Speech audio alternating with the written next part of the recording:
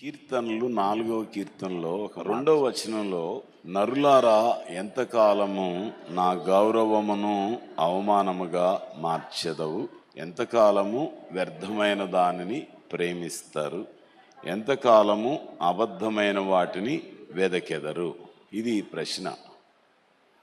ఎంతకాలము గౌరవమును అవమానముగా మార్చెదరు, ఒక ప్రశ్న, వన్ క్వశ్చన్. నెంబర్ 2, ఎంతకాలము వ్యర్థమైన దానిని ప్రేమిస్తారు, సెకండ్ క్వశ్చన్.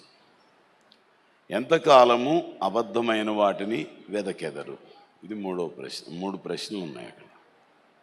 మీరు వీటికి ఏమని సమాధానం చెప్తారు? వీటిని గురించి మీకు ఏం అర్థమైంది? నాకు అర్థమైంది ఏంటంటే, గౌరవాన్ని అవమానంగా మారుస్తున్నాము అంటే ప్రభువును తీసి పక్కన పెట్టి మనకిష్టమైన పనులు మనం చేసుకుంటాం. ఎవరిని గౌరవించాలో వారిని గౌరవించకుండా, ఎవరికి ఆ స్థానం తగదో వారిని అక్కడ కూర్చోబెడుతున్నాం.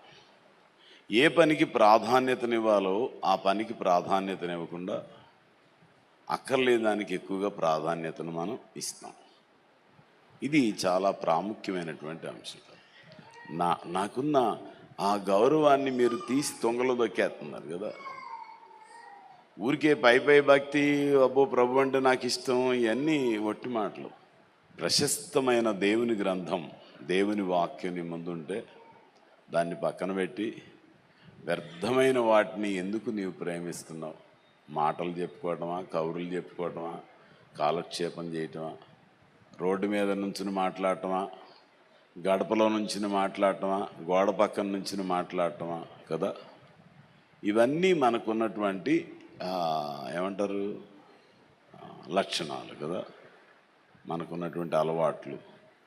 ఇప్పుడు ఇక సెల్ ఫోన్ వచ్చింది కాబట్టి గోడ పక్కన నుంచుని మాట్లాడేది, మరి రోడ్డు మీద నుంచుని మాట్లాడే మాటలు తగ్గిపోయి ఇక వ్యర్థమైన వాటిని వెతికే పరిస్థితి ఎక్కువైపోయింది.